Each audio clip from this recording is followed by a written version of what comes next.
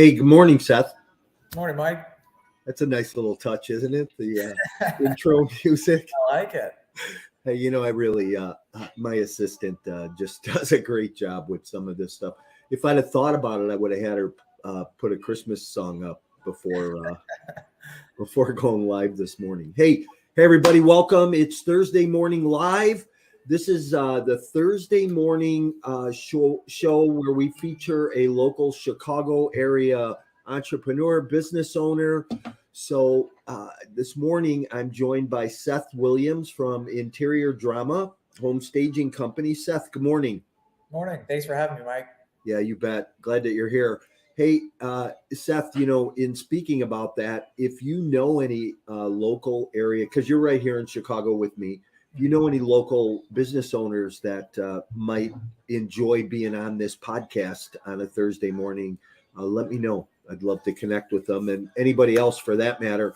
But hey, the comment box is open this morning. We're going to get into a little bit of discussion and kind of go a little deep, but a little raw. And, here we are just a couple days before Christmas. Hope we want to wish everybody a Merry Christmas, Happy Hanukkah, Happy Holidays this year, whatever you celebrate.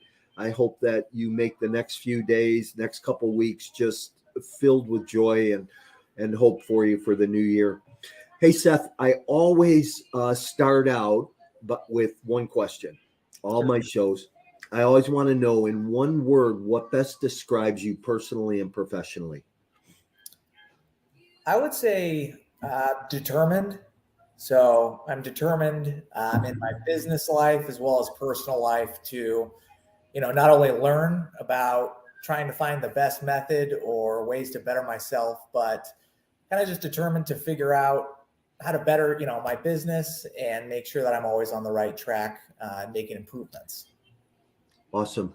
I love that word determined, right? Because I think in our lives, we have to be determined about something. I talk to people all the time and, you get people that are very determined about things and not determined, right? And you can really start to tell the difference of somebody. Yeah. I know that you have a relatively new business in Chicago, one that you have been building for the last couple of years and really starting to see some growth. And I think that comes from determination. And I've seen that about you. Hey, so let's do this. Talk a little bit about your background and then talk about your business and how you got into it. Sure. So I come from the world of banking, and in my past life, I was an investment banker. So I was helping mostly insurance brokerages to perform mergers and acquisitions and helping them raise debt. And after working a few years in banking, I decided I want to go into business for myself. I was thinking about, different business opportunities and what I could start. But I read a book which, changed my thinking. And it was about buying an existing small business. I didn't have any ideas. I was a little nervous about scaling a business from zero. And I ended up taking over this staging business here in Chicago and found a lot of opportunity to, grow it and create some efficiencies. Interesting. And how long ago did you buy it? About 2.5 years ago. Okay. So you came from a W-2 world and read a book. And I know you're an avid reader. We talk about books all the time, you and I, on our coaching calls and that. And you decided to go and live the life of an entrepreneur, and take on all the responsibility that goes along with that as being an entrepreneur, because we know that can pretty much be a 24/7 proposition. Yeah. And maybe not think that. We think that the life is really great, right? But then we bounce into this. And so how's that journey been for you? It's been exciting. I mean, I love it every day. Waking up, I don't feel like I don't ever not want to go into work. When you face, terrible obstacles or, employee issues, or maybe sales aren't at the level that you want them to be for that particular month, there's always, I guess, going back to that determination, there's always something to look for to improve the business. And in banking, I was working 24/7. So it's almost like, no change, and it's a lot more fulfilling, that's for sure. Yeah. So isn't this interesting? Because I'm an entrepreneur, have my own business, and I deal with investment bankers all the time, right? So it's kind of funny. Um, hey, so talk about that book you read that caused you to go buy a business. Sure. So I guess a little bit about the banking I was doing. I was making loans to private equity companies to buy portfolio companies. And when I left, I didn't even have a plan about what I was going to do. And I remember I went to Brazil and on like a yoga retreat, and her and I were eating acai at this acai place. And she goes, "Hey, you should look into buying one of these. They're franchises." I was like, "Okay, that's an interesting concept." So read a little bit more. And it was kind of like, how to buy a small business for dummies. And it was, it was exactly what I was doing in banking. So the steps in the book, the book was called Buy Then Build by Walker Diebel. It was step by step exactly what I had already been doing in banking. So I figured I already knew how to do all this, just had to do it on a smaller scale for myself versus a private equity company. Interesting. So, here's what I always tell people, and I say this a lot. I said, in my own story, in my own journey, I say, hey, I went from being, an entrepreneur or being working for somebody to be an entrepreneur and having to have to sales, all the marketing, all the hiring, all the firing, all the book, still being healed, doing some of the work. And I think that's one of the largest misconceptions of the entrepreneur or the new entrepreneur. Life becomes dear. But, we deal with people every day, right? There's breakdown in employees. There's, Seth, you and I over the last year or so have walked through some situations where, people don't show up. There's dissension, there's challenges on jobs. People forget things, have to go back. How do you deal with that in your own mind as an entrepreneur? Well, I've started to look at it a lot differently lately. From all the calls that we've had, but previously I was thinking, scale it, top line, grow volume, but kind of at the expense of profit. And really lately, what I've been looking at is labor productivity. So I've always, or at the beginning, I was like, I just need to make this business as big as possible. I need to delegate everything. And I'm coming to realize it's really about the output that you're getting per employee and trying to create efficiencies around your staff or right size your staff for the business that you want. Yeah. Hey, so we've been coaching for a while and really been driving, growth in your business. We've tried different strategies. We've tested things. I've held you accountable week after week to certain goals and certain fundamentals that we know will grow your business. Has coaching helped you? Yeah, it's been tremendous. I think that having you as an accountability coach to really just hold me accountable for those weekly metrics. There's some changes I can directly tie back to. I know I wouldn't have done if you and I hadn't been working together. Excuse me. Yeah. And the growth probably wouldn't have been as substantial as it has been. Yeah, exactly. The sales in particular, and you and me working on scripts for cold calls. I know a lot of people hate cold calls. I'm starting to love them because they're driving growth. Well, that's funny because when I was in the real estate business, that's what I did, right? Is I cold called and I was a sales agent. So I was on the other side of your business, where and when I was selling real estate, staging was not a thing. Now people stage. We used to just leave places empty and broom swept but now people stage these properties and it helps produce more revenue, right? What else does staging do? So if I'm a real estate agent and you're telling me about your business, what does staging do for me as an agent? How does it help me? or help my client?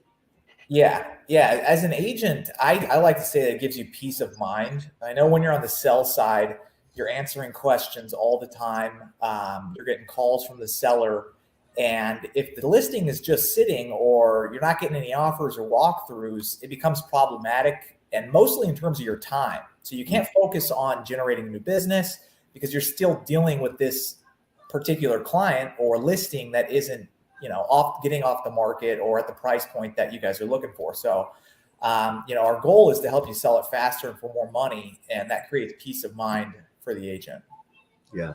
That was something I always looked for being a listing agent, because my business was a listing business, and that's all I did. I gave all my buyer business away, but I was on the phone every day making those sales calls, scheduling appointments to go on listing appointments, taking listings. And the thing I always wanted to happen was for that listing to sell faster for more money. And I think if there was this staging process in the past, that it would have helped in a lot of cases. Because a lot of my business was investor business at that time. Right. Well, I had investors and developers doing rehabs and new construction. And those things are dirty and empty when they're done, right? Mm.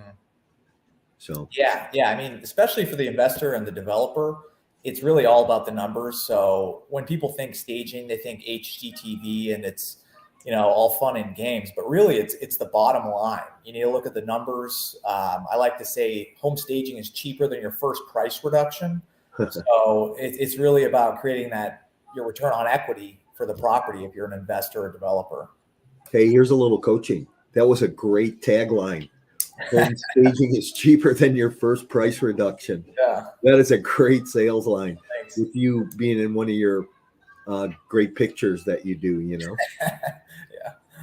Hey, so you brought up a really important fact, and I want to clue in on this right now, because being an entrepreneur, being a business owner, every successful business really knows their numbers. Yeah. And what are some of the numbers in your business that you track on a weekly and quarterly basis that that if you hit these, the numbers make your business predictable? Yeah. I previously was looking at EBITDA, so earnings before interest, Right. taxes, depreciation, and amortization. And I read a book by Greg Crabtree called Simple Numbers, Big Profits this year. And it really changed my thought process on productivity and profits. So lately I've been looking at labor productivity, which is gross profit over payroll. So not including payroll taxes. And it's, a number that's hovers around 2. And so the goal is to get it as high as possible. And we haven't been hitting our numbers, at least from historically. And I'm really focused on labor productivity as well as pre-tax profit. So he defines it as backing out purchases for furniture, because you could look at those in my business like it's really an asset. It's like a return on asset. I'm renting furniture, but he's saying that you should back it out of your income statement as well to get to the profit numbers, and also back out the dividends that you pay yourself.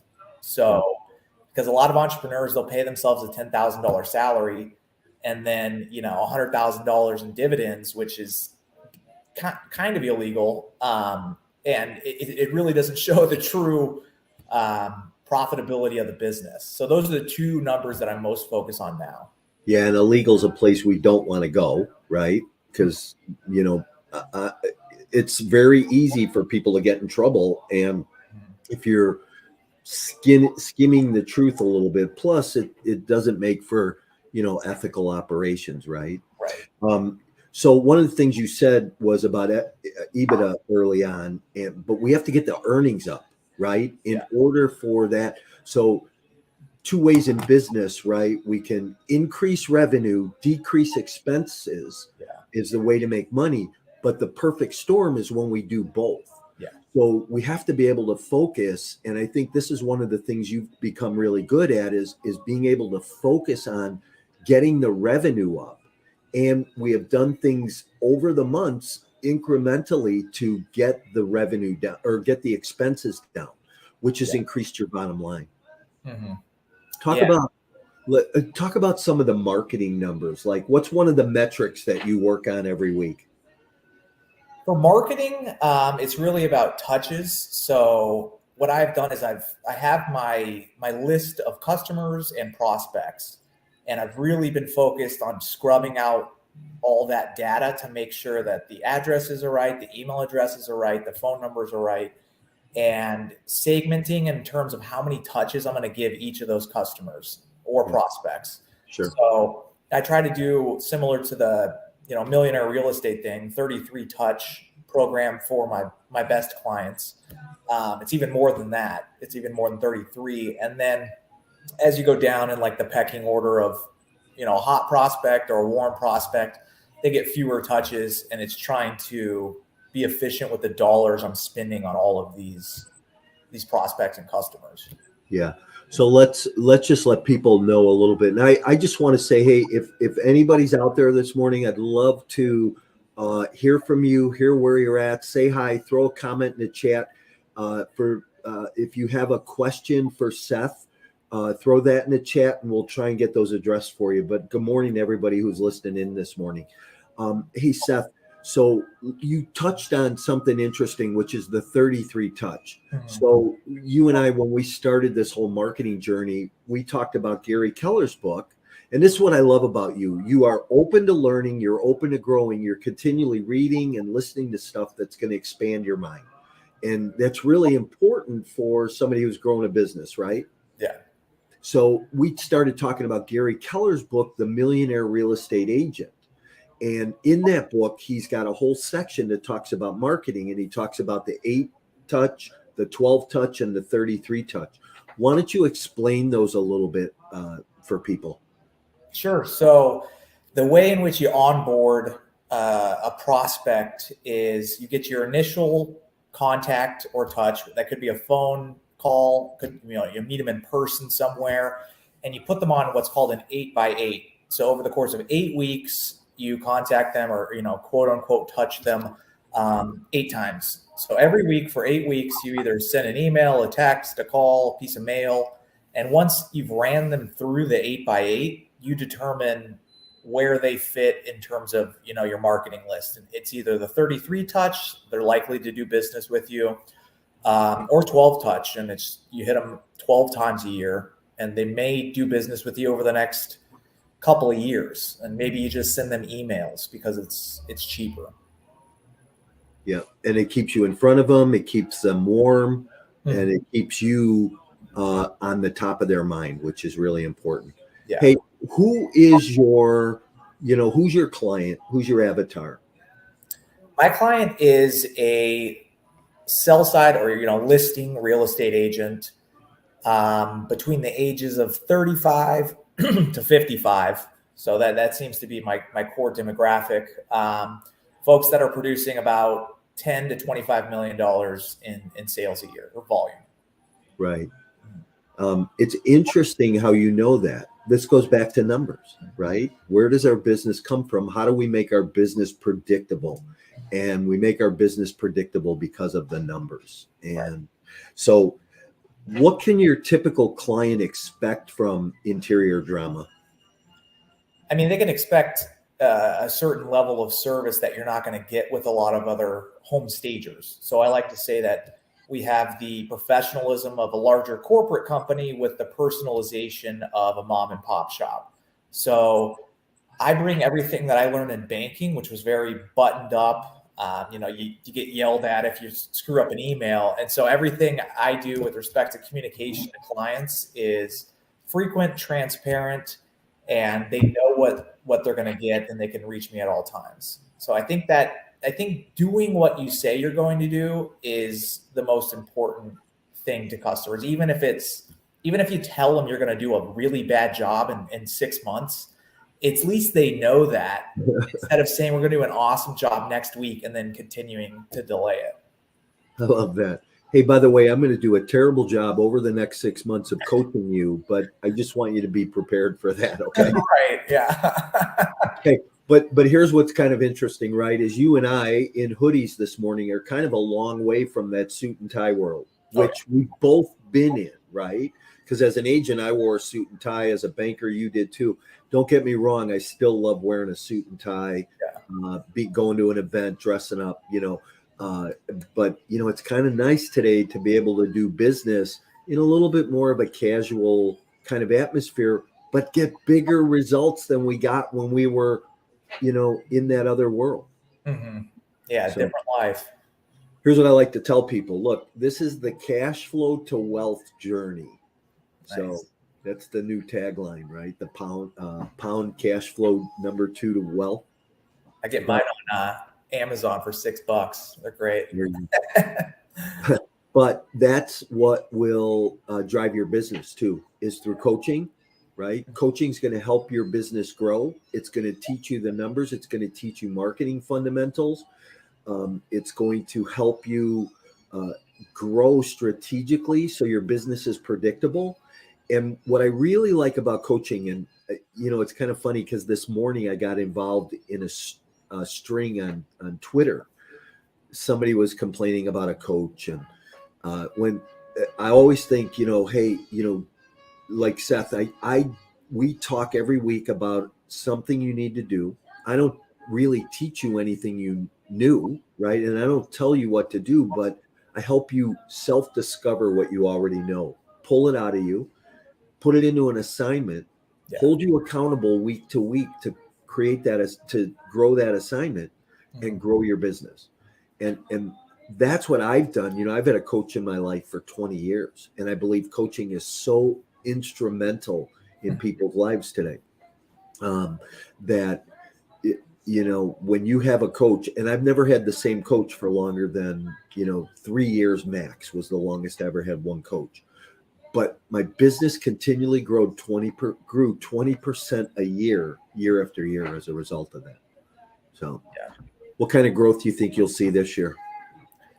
I am hoping for at least 25% growth. Well, that's better than I ever got. I think we're going to be up about 29% this year. So that's I'm happy for that. Next year, I'm focused more on profit. So more on growing the profitability and managing my expenses ruthlessly. Let me talk about real estate. You just brought up a really key point that made me think about something, but I want to talk about multifamily real estate for a minute and talk about investing passively in multifamily real estate. So we're in a property down in Tampa, Florida, and what's interesting is my early projections on this property were that we would hit an NOI, the net operating income, for year end for the first year at like 240,000. Yeah. Okay. But because of coaching and putting things into place that make sense, and how do we make changes and do things differently, we're going to hit about 307,000 in net operating income year one. So, when you talk about growth and blowing by goal, I'm really grateful this year that this team has been able to blow by that goal, and that it's all been because of new ideas, new concepts, moving forward and pushing the ball. So what are you doing for Christmas? Well, allegedly, I'm flying tomorrow in the middle of the snowstorm back to Arizona. So we'll see if we get off the ground. But I'm from Tucson, so going back to Tucson to see my family. Okay. So how do you like Chicago over Tucson? I love Chicago. I mean, you get 4 seasons. I know a lot of people don't like the winter, or you start to get jaded by it, but I really enjoy, the winter months. And as a result, you kind of take the summer months for granted in places where the weather's always nice, like Arizona. I guess it's a little too hot there in the summer, but I look forward to the changing seasons here in Chicago and love the lake. Yeah. Yeah. I heard somebody say a long time ago, if you can't make a living or build a business in Chicago, you're not going to be able to do it anywhere. I think that's a good quote. I agree. Hey, let me ask you about Tucson, though. Doesn't Tucson have seasonal changes? Isn't it like at the foothills or up a little bit in the mountains? It is. I think the base of Tucson's not too high, but we do have huge mountains. Right next to the city. So I want to say they're like 6,000 or 7,000 feet above sea level. So the thing about Tucson and the desert is the temperature at night is a lot colder. So I went back for Thanksgiving and woke up early to go on a jog and a shirt, a t-shirt and shorts, and it was like 33 degrees outside. Yeah. And by the time I got back from my jog, it was already like 15 degrees warmer. So the fluctuations are crazy. You got to have a different wardrobe. Yeah. Yeah. So I always thought it was a little bit cooler there in Tucson. But hey, so how do people get a hold of you, Seth? So you guys can check me out at idhomestaging.com or send me an email, which is seth@idhomestaging.com, and follow us on Twitter, interior.drama. And you can follow him on Instagram too, where you see some great staging ideas and thoughts and things that he does. So, follow Seth, tune in. So, a couple questions I always like to end with, especially the Chicago market. What's the best book you've ever read, Seth? And I know you read 50 books a year at least. I guess I'll just touch on the one I'm reading right now because it's really high up there. I'm loving it. It is Zig Ziglar's book, See You at the Top. It's really all about. That's an old book. Man, it's awesome. I was looking. I had this on my list on Amazon for a while, and I was like, all right, I'm going to finally get it. I have time, and I started this book on Monday, and I'm about halfway through. It's awesome. It's all about mindset and growth. I think I have some old Zig Ziglar 8-tracks somewhere. Yeah, he's old school. Yeah, he's great though. He has a lot of great concepts, a lot of great ideas. Mm-hmm. Best restaurant in Chicago, Seth? Best restaurant is Taco Max. So I'm from Tucson, so I'm a connoisseur of tacos and Mexican food, and I was pretty disappointed when I moved to Chicago, but I think I finally found the spot. And Taco Max, there's 2 locations. One's in Old Irving Park, and the other's in Albany Park, so on the far, northwest side, but best carne asada tacos in the city. Oh, gonna have to check out Taco Max. I love tacos. Hey, thanks for being here this morning. I appreciate you. I appreciate your insights. Tell people one more time how to reach you. You can reach me at seth@idhomestaging.com. So shoot me an email. I'd love to hear from you guys. Perfect. All right, everybody. Hey, Thursday Morning Live.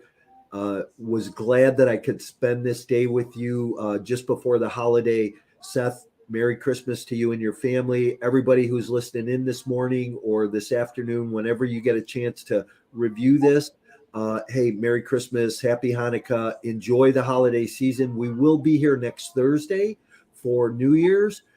Saturday morning, Multifamily Unplugged will play. So if you are, I have a couple of great guests on Saturday morning this week, Tom Shellcross and Mark Ainsley. So if you are multifamily or in real estate and you want to, just disconnect on Saturday morning, Christmas Eve a little bit, feel free to.